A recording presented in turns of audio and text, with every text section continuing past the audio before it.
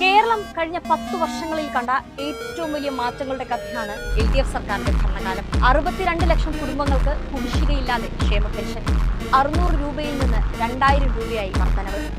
power കട്ടില്ലാത്ത Keralam, എല്ലാ വീടുകളിലും വൈദ്യുതി എത്തിച്ച രാജ്യത്തെ ആദ്യ സംസ്ഥാനം, പൊതുവിദ്യാലയങ്ങൾ ഹൈടെക്കാക്കി,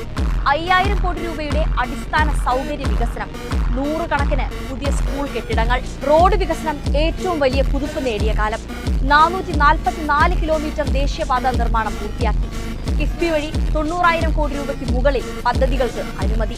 നിയമന നിരോധനമില്ല, 3 ലക്ഷം പേരിൽ കൂടുതൽ PSC നിയമനം, ലൈഫ് മിഷൻ വഴി 4.7 ലക്ഷം വീടുകൾ, ഭവനരഹിതത്വം അവസാനിപ്പിക്കുന്ന ദിശയിലേക്ക് കേരളം, ആർത്ഥിക വളർച്ചയിൽ വലിയ ചുവടുവെപ്പ്, GSDP ഇരട്ടിയായി, പ്രതിശീർഷ വരുമാനം 100% കൂടുതൽ ഉയർന്നു, വിദേശ നിക്ഷേപം 694% വർദ്ധിച്ചു, സ്റ്റാർട്ടപ്പ്